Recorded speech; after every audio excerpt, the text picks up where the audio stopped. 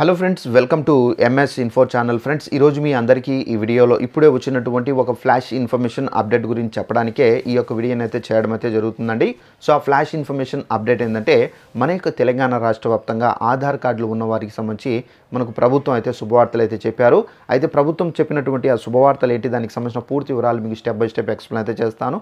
ఈ వీడియో మీకు నచ్చినట్టయితే లైక్ చేసుకొని, ఛానల్ ఎవరైనా సబ్స్క్రైబ్ చేసుకోకుండా వీడియో చూస్తుంటే కనుక వెంటనే ఛానల్ కూడా సబ్స్క్రైబ్ చేసుకొని ఫాలో అవుతానండి.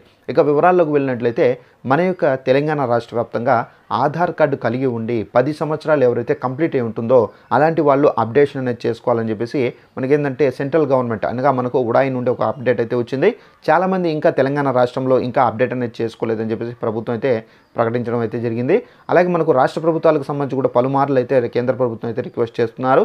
సో ఎవరైతే అప్డేట్ అనేది చేసుకోలేదో వారికి సంబంధించి అప్డేట్ అనేది చేసుకోవాలని చెప్పేసి అయితే రాష్ట్ర ప్రభుత్వాలు కూడా ఏంటంటే ఆధార్ కార్డు ఎవరైతే 10 సంవత్సరాలు కలిగి ఉండి అంటే కంప్లీట్ అయి ఉండి ఎవరైతే ఇంకా అప్డేట్ చేసుకోలేదో వారందరూ చేసుకోండి అని చెప్పేసి కూడా అయితే మనకు అప్డేట్ మనకు ఇన్ఫర్మేషన్ అయితే ఇవ్వడం అయితే జరిగింది. సో ఎవరైనా ఆధార్ కార్డు కలిగి ఉండి 10 సంవత్సరాలు కంప్లీట్ అయి ఉంటే కనుక అప్డేషన్ అనేది చేసుకొని వారు ఉంటే కనుక వెంటనే అప్డేషన్ అనేది చేసుకోండి. అయితే ఈ అప్డేషన్ అనేది చేసుకోవాలంటే మీ సేవా కేంద్రాలకు వెళ్తేనే మీరు అప్డేషన్ అనేది చేసుకోవచ్చు.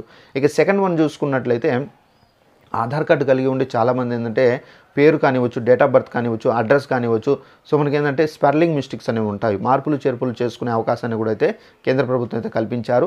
ఇలా ఎవరైనా పొరపాటుగా పేర్లు కానివచ్చు మిస్ మ్యాచ్ అయి ఉంటే కనుక అలాంటి వాళ్ళు తప్పనిసరిగా ఏంటంటే అంటే రేషన్ కార్డులో ఒక పేరు, ఆధార్ కార్డులో ఒక స్పెల్లింగ్ మిస్టేక్ ఉంది. సో ఈ విధంగా ఎవరైనా బాధపడుతుంటే కనుక వారు మార్పులు చేర్పులు చేసుకోవచ్చు. ఈ మార్పులు చేర్పులు చేసుకోవాలన్నా కానీ మీరు మీ సేవా సెంటర్స్ దగ్గరికి వెళ్ళి మీరు ఈ మార్పులు చేర్పులు అనేది చేసుకోవచ్చండి. సో ఎవరైనా ఇంకా చేసుకొని వారు ఉంటే కనుక వెంటనే చేసుకోవాలని చెప్పేసి కూడా అయితే కేంద్ర ప్రభుత్వం అయితే మనకు అప్డేట్ అని విడుదల చేశారు. తప్పనిసరిగా మీరు చేసుకోండి.